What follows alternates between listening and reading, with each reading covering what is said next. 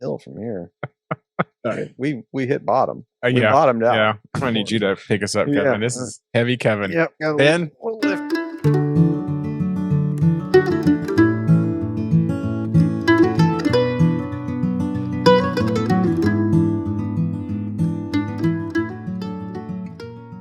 Every Arkansan has heard of Heber Springs, Greers Ferry Lake, beautiful countryside.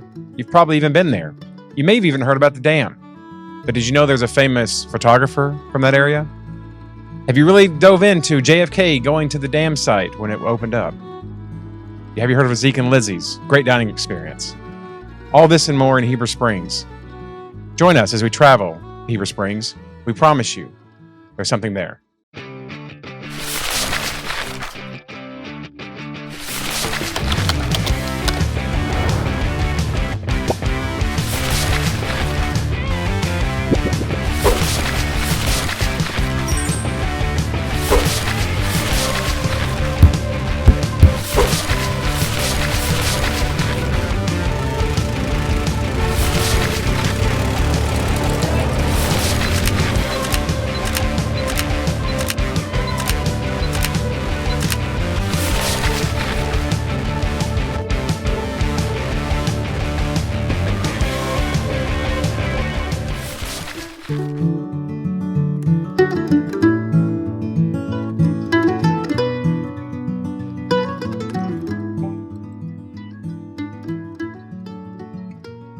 The one thing I left out of that intro, by the way, is the springs that smell of sulfur.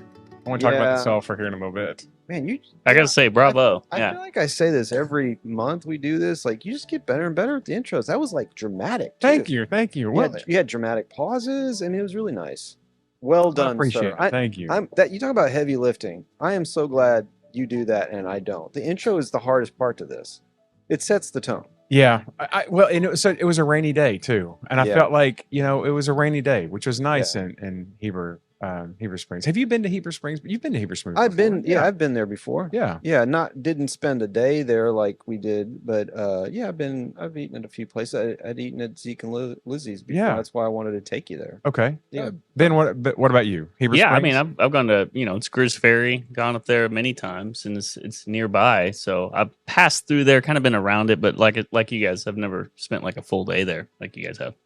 My first experience with Heber Springs, I was there's a guy at church that needed help rehabbing this old house that he had outside of Heber Springs, and all I remember is walking around and lifting up a rock and seeing like 6 or 7 baby copperheads. Oh, nice. And yeah, you don't forget copperheads. That was it for you.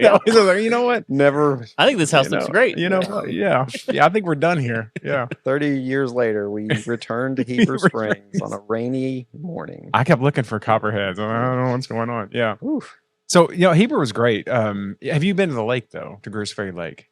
I have. Okay. I have briefly, again, spent an afternoon there. So, for people listening, I'm not from Little Rock or not from Arkansas. So I haven't spent a lot of time at these places, but I travel, and with this podcast, it really helps getting out there. But yeah, I haven't spent a tremendous amount of time in these places.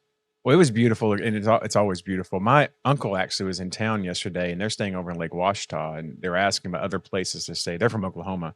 And I said, you really need to get to Greers Ferry and Heber Springs. And then I went through, basically, I did the entire podcast yesterday with my uncle. Little prep work. Yeah, and I talked a lot about a lot of things, but it's interesting you say that they were at Ouachita, because you can definitely, you got Ouachita people, you got Greers Ferry people, and so it's definitely polarizing, I would imagine. If there's what the debate is. I asked them that. I said, what do you really like about Lake Ouachita? And then, of course, when they go to Greers Ferry, I'll ask them the same thing about Greers Ferry. But the water is super clean at Lake Ouachita. That was their comment.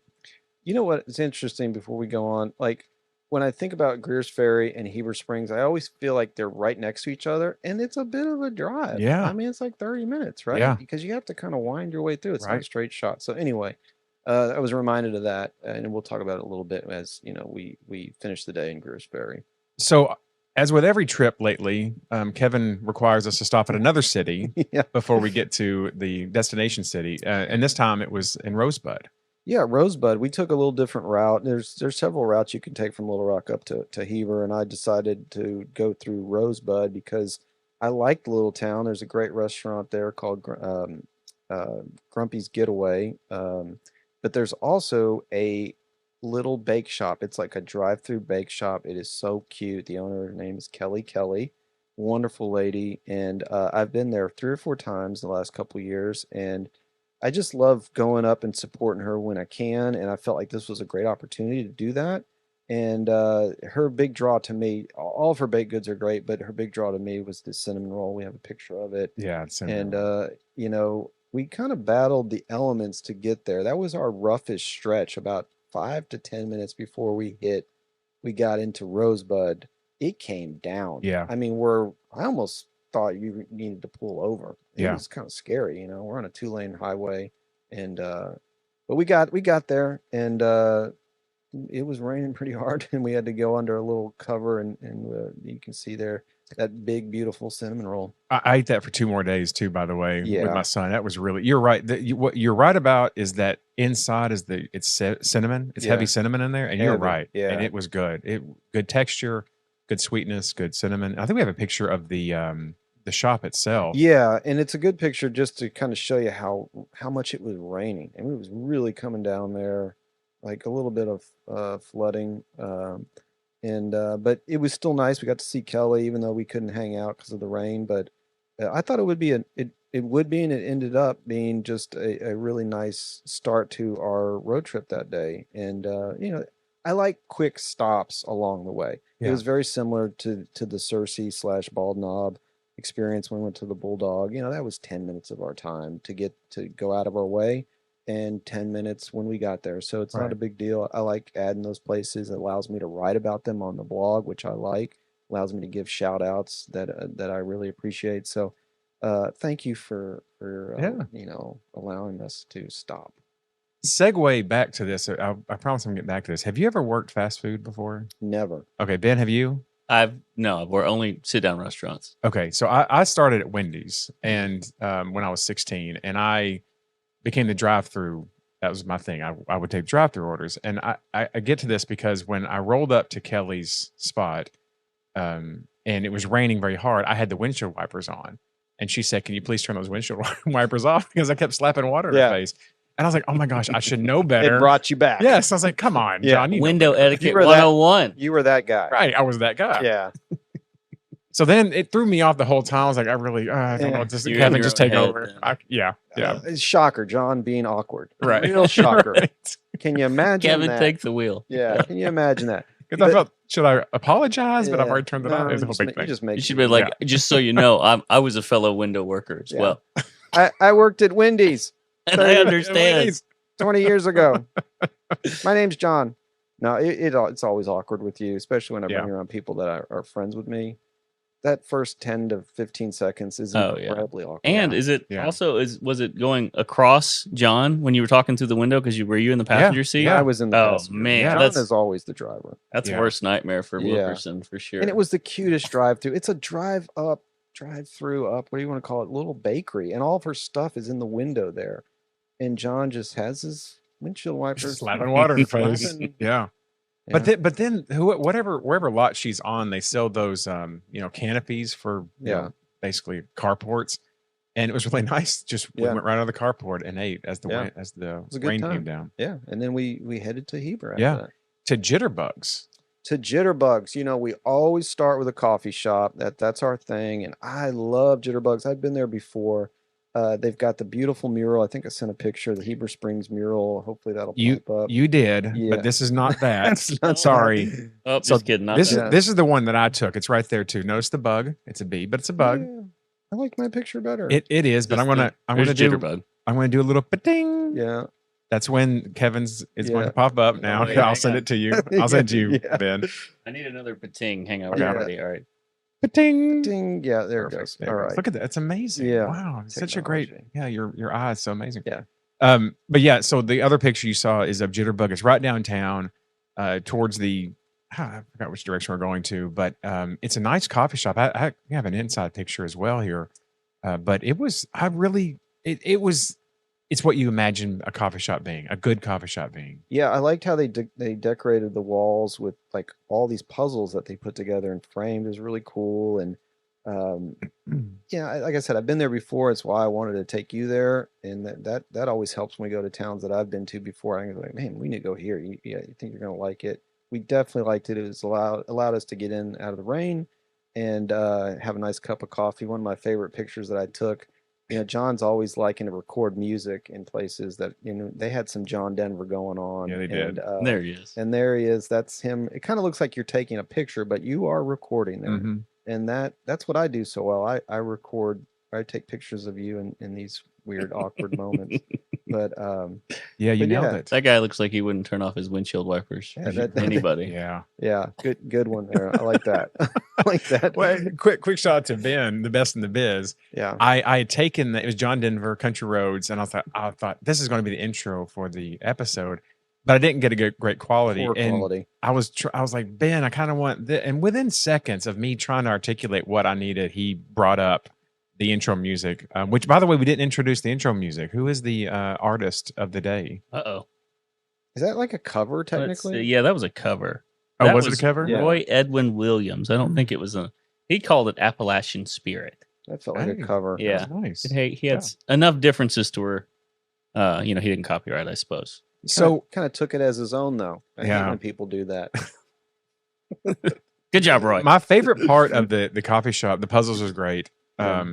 This guy had a book. It's you saw me writing in the book. Yeah. There's a book, and what he had done is he had listed songs on each page and asked somebody to write a comment about that particular song.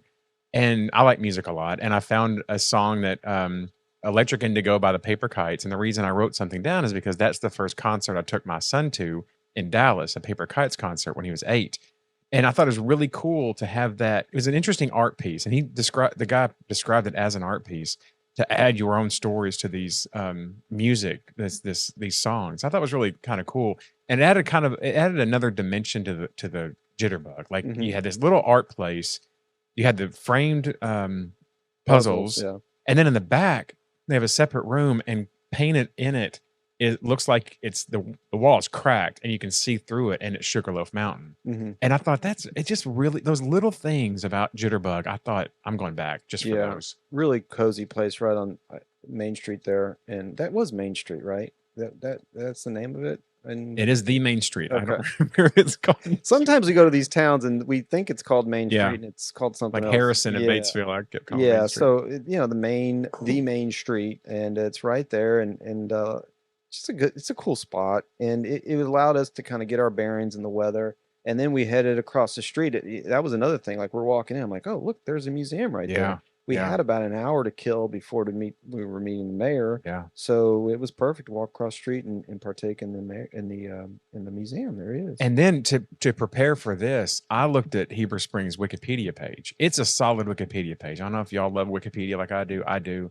Solid Wikipedia page, and I learned a lot about Heber Springs, and so as I was learning about it, I was interested to see what was going to be talked about in the Cleburne County Museum, and it was everything I had thought and a lot more. And I really loved that museum. It was a great introduction to the area. Really well done, and a good size, big but not like insanely big. I mean, you can spend an hour there and feel like you did something. Right. It had several rooms.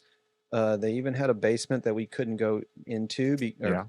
John really pressed that issue. Water. Because of the That's water. shocker. They had several inches of water down there, and he just kept pestering. I So, wouldn't describe it as Can pestering. we go down there? Can like a regular person go down there? Because like we can. Because we're meeting the mayor in an hour. Yeah. I did drop the mayor's name. The mayor said I can go anywhere I go. Yeah. Do you know who I am? Yeah, I kept saying, how flooded is it? Yeah. And they'd say, well, it's like, half an inch, an inch. I thought, well, I mean, my shoes are, John loves a challenge. You just love it. You love when someone tells you no, and you're like, I can get them to say yes. Finally, somebody said, you know what? And looked me dead in the eye and said, I wouldn't go down there. And I thought, okay, All that's right, interesting. that's Got it. But it was really, great. And I'm not sure what picture we have up next here, but the military side of it. They had a whole wing, for lack of a better term, on the military side of it, and like they had several people that were in these uniforms. Yeah. Or mannequins that were in these uniforms. Uniforms galore, really nice. They had just a lot of artifacts from the war, various wars, and yeah, it was just really well done. And then you go into another room, and you've got the history of Heber and the dam and how, instrumental that was in changing the whole area, because that dam basically stopped massive flooding, and changed the town. And what was interesting about the military and the dam connection is that there's a picture I think I took of an exhibit for Colonel Carl Franklin Baswell. And he was born in Heber Springs, went into the Army during the war, went into the Corps of Engineers, and actually went back to Little Rock after the Korean War and was the contracting officer to build the dam. So I thought it was a really interesting story, and I think I got a picture of him too, of how... I hope this is it. No, sorry. Dang it. I messed up. We should have gone through these. It's this one, Ben. It's this one right here. Aha! Okay. Yeah. So this is Colonel Baswell, and just to live to be 93, and to know that you grew up in Heber Springs, and then you're able to go to the war, go to the Korean War, and then come back and help build the dam was just really fascinating to me, because you're right, that dam was integral to the city because of all the flooding. Yeah, and there was a display of a man, I forget his name now. You probably remember it. The guy that was the woodworker. Yeah. I mean, he just did everything, and his work was all displayed there. That was great. And you were drawn to, you got a book. Tell everyone about the book. Yeah. Okay. You're just dying to tell this story. I'm dying to tell the story, but I got to give the woodworker a little more love. Rex Harrell. I think I gave you a picture. You did give me a picture. I can't find it all of a sudden. Ben, is that a cute picture? No, it's this one right here. This is Rex Harrell. Yeah. By the way, put it in post. Yeah. So, by the way, he is wearing in this picture a traveling Arkansas hat. And we talk about what we kind of want this podcast to be, and it's a little bit like Chuck Dovish traveling Arkansas. Yeah. And he's got a traveling Arkansas hat on. I thought it was really cool. I think we would have loved that guy. Yeah. Hanging out with him. Yeah. So he was a craftsman, blacksmith, jack of all trades, writer, historian. Yeah. Self-taught woodworker, just a really fascinating person. Was he Justice of the Peace, maybe? He may have been. He's probably everything. Yeah, I mean, he did it all. He was really, really something. And so it was really fun to learn about these sorts of people and what they were doing there. And but to your point about Mike Disfarmer, who is the artist, the photographer I was talking about in the beginning. This is a book called Disfarmer, and these are portraits that he took. So in the museum, I was expecting them to have a photo, or at least a photo that he had taken, and sure enough, that was a picture Ben brought up a second ago. What he did is he was born in Indiana. Actually, now here's an interesting tidbit. Mr. Disfarmer, this is from the Cleburne County News. Mr. Disfarmer stated that he was supposedly born near Portersville, Indiana, in 1882. That neither his father's name or his mother's name had ever been known to him.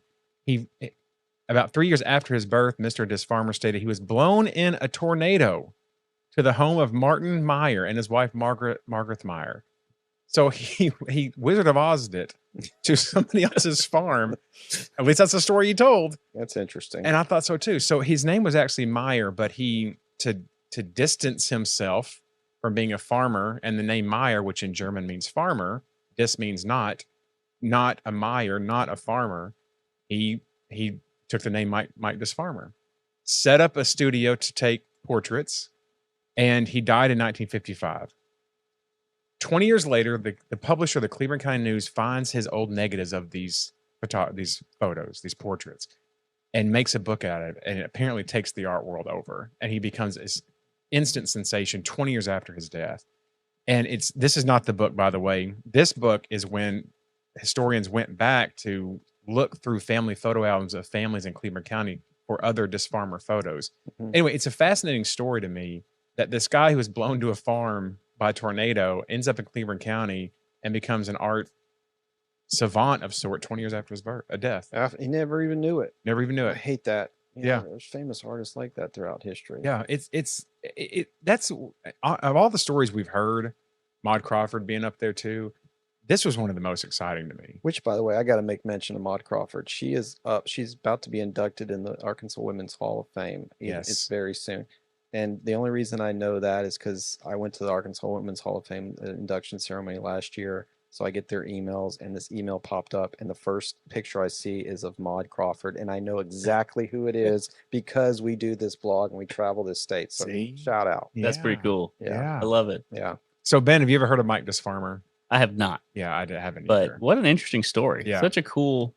I mean, that's what's so cool about this podcast. Like we say all the time, you uncover the coolest things that you never know you had. So we had a great time at the museum, and then we left the museum, and then you had to go back into the museum. Why don't you tell people about that little nugget? Okay. That ended up kind of pissing me off. Well, it upset you. I was very proud of this comment. So inside the museum, they had these cards that I have right here, and it's Sugarloaf Mountain, it's the old courthouse, it's the theater, it's new courthouse, the band shell, and I thought I got to go get these cards, and also I got them stamped. There's a seal of the town of Heber Springs I was able to add to it.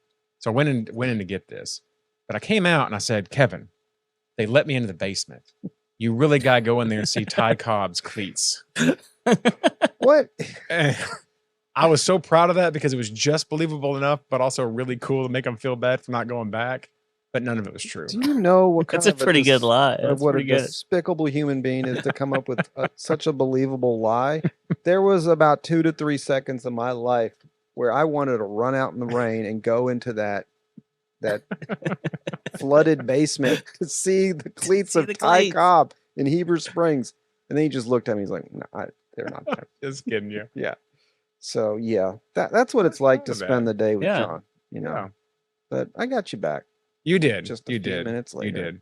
So, Ben, I suppose you've never been to the Cleburne County Historical Museum? I have not.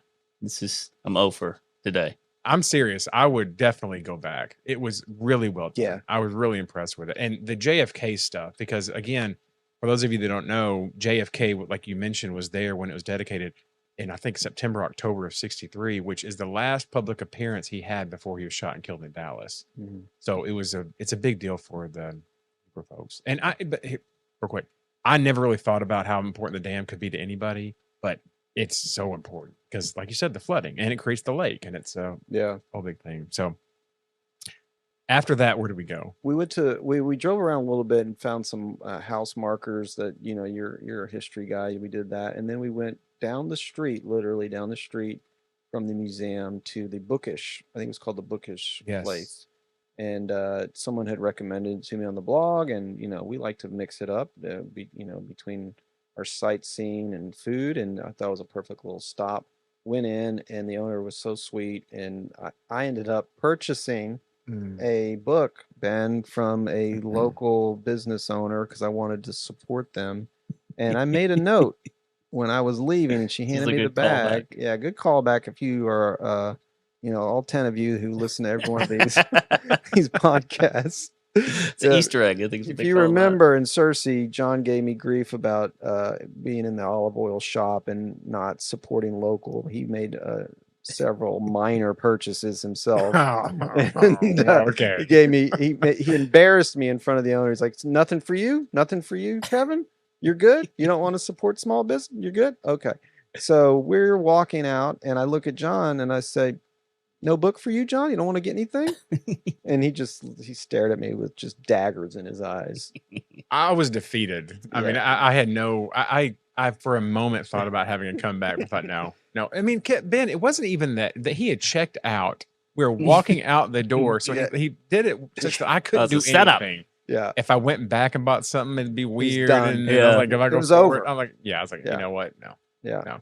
He'd been planning that ever since he'd been guilted on the pod. When you can get John like that, it's a rare moment, first of all, and it's a proud moment. And I basked in the glory of it. Yeah, you should. It was epic. Yeah. It really was. Yeah. It really was good. Yeah. And I deserved it. Yeah, you did. And you did too. You supported a small business. And it was a local writer. Oh my God, Ben, he went in there and he was like, yes.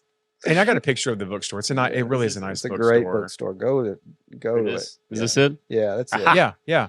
And he was falling all over himself. Like, you have a local writer? I read this local writer before. I mean, can you more from this local writer? Because I like local writers. I'm local. Are you local? I'm local. John, you're not local, but I'm local. All true. All true. I wasn't lying. All true. The last book I read from a local writer, Eli Crandor, I think his name is. Yeah. That's what I do. Just a big local guy. I just supporter. support local. Sorry, I'm wonderful. All right. Sorry, I'm a decent human being. Locally wonderful. Yeah, very local. So after that, we met the mayor. We did meet the mayor, and actually on the way, I got to go back to these cards real quick because I was proud of them, and I sent you pictures, Ben. Yeah. In front of all of these, because a lot of these buildings still exist. One of them doesn't. It's not a basketball court. Ooh, that's pretty local right there. But so see, I took the band shell photo in front of the band shell. The next is a house that's on the historic register. There's actually 3 or 4 registered houses. There's the courthouse with the card, and then and there's the movie theater. The other one is the Sugarloaf Mountain, and then the courthouse or the jail that's no longer there. But I was really proud of that, to go around and take those pictures in front of the you did a good job. Yeah, that's great. That's very local of me. Yeah, it is. Very free too. Yeah, free. Now, honestly, I bought these cards after I berated the person. Say, please let me down in the basement. I felt that. No, boy, that person that worked the museum was probably glad to see me. Yeah, she really was. Out. Like, just leave. Just take them. Yeah. You know what? They're free. So we go to Zeke and Lizzy's, which I got to stop and meet Mayor Griffin. Wonderful person. Really had a great time. A short time, unfortunately, not by her design, but ours. But Zeke and Lizzy's, let's talk about that real quick, because that is to me, a hidden gem of Arkansas, is that restaurant. Yeah, I think I first went there 3 years ago, and maybe a little longer, but I think 3 years ago. They haven't been open that long. The folks that own it, I think, are from Louisiana, and it is a legit Cajun spot. I would say in the upper echelon of any Cajun spots in this state. You know, they do a really great job. It's a big restaurant. And when I went there originally, several years ago now, like, it was brand new. So I didn't know what to expect. And we had a great time. So it was nice to come back after a few years. I wish it hadn't been that long, but, it's hard for me to get back to some of these places. And so it's nice to take a friend. And, I just thought it was every bit as good as I remember. Fried catfish. You got that beautiful fried catfish. I have a picture of that. Pating, big thin fish, as they call it. They take that fillet and slice it in half, and it makes it real thin and crispy. So they had that. Any there. I've had their gumbo, their etouffee before. Their bread pudding is phenomenal. We had that to finish the meal. It's really good, like a nice thin, the bourbon sauce on it. So just a really. We had fried green tomatoes with crab cakes and. Things like that. So it's just a great restaurant. So it's one of these places that I get asked the question all the time, what are the best places in Arkansas? And, now that we do this podcast longer and longer, we've been to some of the best. Like, I think of Skylark Cafe in Leslie. Yeah. I tell that to people all the time. Like, that is not just the best restaurant maybe in Leslie, but just all of the state. They do things right there. I kind of feel like that way about Zeke and Lizzy's. They just do it right. It's a really quality restaurant. They even have another restaurant like in the marina there I've never been to, but I did want to mention that.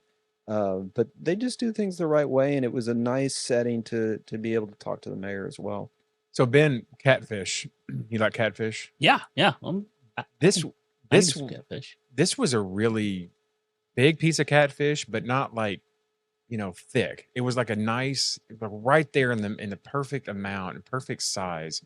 Huge, but and the bed of fries that it had. But I was really impressed with the catfish. I thought it was really, really fantastic. And what did you have? You had what did I end up having? I can't remember, because I thought about the crab cake so much. I devoured that, and we got the fried green tomatoes, which I think I gave a picture of that.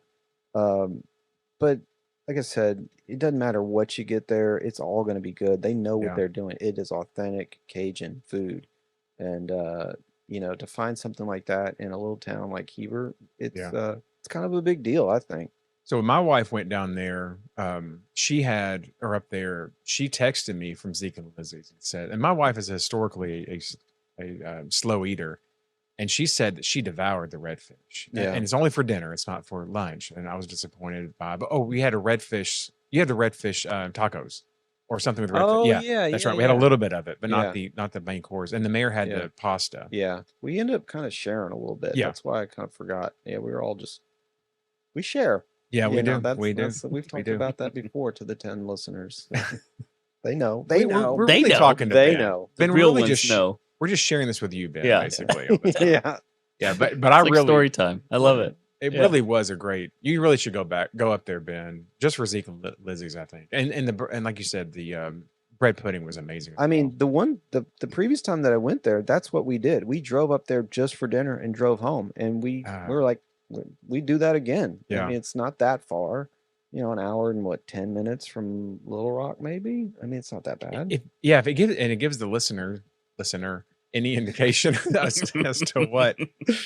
to how good of a time we had with the mayor. We've talked about us four, your wife, me, and Zara, going back up to meeting the mayor and her husband there at Zeke and Lizzie's because it was so great. It really was a great restaurant up there. Good service too. Great service. Kind of that down home, real country type. You're the friend immediately type service. Yes. Yeah. So, of course, they did recognize you, and they did, which is par for the course, Ben. That they recognize Kevin, and I'm just being talked over, and they knew the mayor, of course. So I'm just like, I'm just the driver. That's what I tell people. It's weird. Like we're both big deals at certain times of the day. Yeah, right. When the mayor comes, the mayor is looking at me. She's not a foodie. She's like, who the heck is this dude? Yeah. But she's looking at John with such reverence, but when we sit down, the owner of the restaurant's like, oh, hey, the Mighty Ribs here, and then no one even cares about you. So it's like with this back and forth. It's a nice balance is what I'm trying to say. I actually was up trying. I was healthy balance. I was going to the car to get something, and the owner walks up, and I'm like, you know what? Pushes him out of the way. Get out of here. I was like, I was trying to get back into the conversation, and she just was like, no. I mean, Kevin is here. That's all that matters to me. She really was nice. The important thing is both of our egos get fed throughout the day. Yes. That's everybody eats. Yeah. Good. Everyone eats. Yeah. So the mayor, we because I'm city nerd in me, I immediately talk about water because there's so much water there because of the rain and the flooding, tie cops, cleats. And so and she really talked about how they're reconfiguring Main Street to get the water off. Because even the Jitterbug, apparently, I talked to somebody who worked at the Jitterbug when they were 15, and she had mentioned that the Jitterbug takes on water sometimes when it rains. So that was a big deal for Heber. So it was nice to hear the mayor talk in those terms about how she's dealing with the water issue. There was a festival that day we felt bad about because it weren't rained out, but it didn't start dry at all. But I forgot the name of that festival, but there's a lot going on in Heber Springs. She really leaned into it. Yeah, and the thing I tried to find out, I don't know if we necessarily got an answer for it, but I want to know if they're trying to become more than just a tourist town. And it seems like they're moving towards that, but I don't think they're there yet. It is a beautiful town, and it's in a valley. That's what makes it so beautiful. When you're walking down the main street, you look up and you see, hills and mountains, and it's beautiful, but it also puts them in a tough predicament when it gets to be like a monsoon, like what we experienced that day. So that obviously is top priority to them. But I'm just still trying to get a sense of, I think it can be more than a tourist town. It's beautiful. It's close to Little Rock. It's not in the middle of nowhere. And I think it seems like a town that's got a lot going for it, and they're trying to get there, and they're just not quite there yet, at least from the perspective I got. What I liked about being there that particular day when it was raining is, and Ben, I'm going to ask you this too, Ben, when you're at a touristy town, and Heber is, certainly tourist town to a large degree, and it's raining, what are you doing in town? I know it depends on the town, but generally, what are you looking to do when it's raining in a tourist town? I'm going to hit up a coffee shop, probably. I'm going to do some indoor stuff. A lot of the guys that, what y'all are doing, I think just going around for a cruise in the car, too, and looking at stuff. Obviously, you're going to be on foot if it's sunny, if it's nice, but if you don't have that ability, I like just driving around and exploring, seeing where's this go. Ooh, let's find this. Let's see what's over here. Definitely a lot to explore in Heber, and that's kind of what led us. We ended up at the dam. We got a very brief tour from the mayor. Yeah. And the dam is their pride and joy. It's beautiful, and that was kind of fun to be there, checking out the dam, getting some stories from her about the dam, and Yeah. sitting there and hovering over it at the nice park where JFK made his famous speech, and that was his last. I think we mentioned it. I think it's one of his last public or the last public appearance before his assassination. So yeah, I mean, there's history in the town. And it is a beautiful setting. One of the prettier places we've been to. I'd put it right up there with like I think about Mina, Oh and how yeah. beautiful Mina Yeah. was. Like these Good are one. places. Leslie is quite beautiful. Again with Leslie, these are towns that are pretty. Yeah. So Ben, if you notice in that dam picture, the dam tour. No? Okay. Chevy Chase, Las Vegas No, vacation. Okay. nothing. Yeah, No. no. Okay. I got other jokes. They don't land either. There it is. So you can tell I don't take the lakeside pictures. I like the riverside pictures. I'm serious. I'm serious about this. When I go to a dam, I love to go down to the riverside where it's really you can see how big the dam is, Mhm. and it was damn big, right? I Yeah. mean, it was Pretty as a damn big. pretty yeah. And so when you're looking at it from this is of course on top, but the mayor took us down to the bottom, and you really get a sense of it. It's like the Bull Shoals Dam is just so massive, and again, back to the nerd in me, the logistical and I mean how you navigate putting that together is remarkable. So, and it was humming a lot because I think it's a hydroelectric Yeah, plant at the bottom it too. is. But it's a beautiful place and beautiful spot. And by the way, near here is a bust of both Wilbur Mills, who was McClellan, who was the senator at the time in Arkansas, and then of course JFK as well. That was JFK. There Look at you him. go. Yeah, see, Yeah, JFK. that's a good picture. Thank you. Yeah. So the dam was awesome. They also, by the way, they had this massive piece of rock that apparently they had to drill down into the earth to base the dam, or however that works. Mm-hmm. And it was just fascinating to me, the dam. Yeah, it really was, and we ended up going there like twice that day, which was fun. Yeah. There's nothing wrong with that. But we had a nice time getting our short tour from the mayor, and like you said before, we got to spend about an hour with her.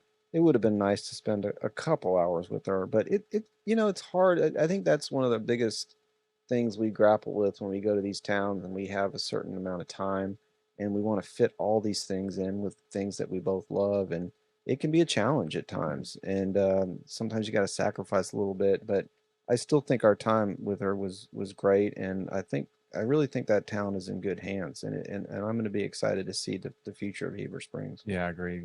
The swim pad she's got going there, the big community center, which is a great community center we drove by. And yeah, I'm excited. I'm excited to go back for Yeah. sure. Yeah. Now, of course, oh, hold on, Ben. We got one more thing. We went to another town. Kevin has to for dessert. At Oh, that's right. Jansen's. Yeah. Here we go. I'll fix it in post. I'm the only one remembering these things. Now. Ben's like, I want to go to lunch right now. Let's wrap this up. I want catfish. Yeah. Redfish. I'll try to read the room. Yeah. It was a good call on your Yeah. part. I mean, it could have been, but we still got to talk about Jansen's.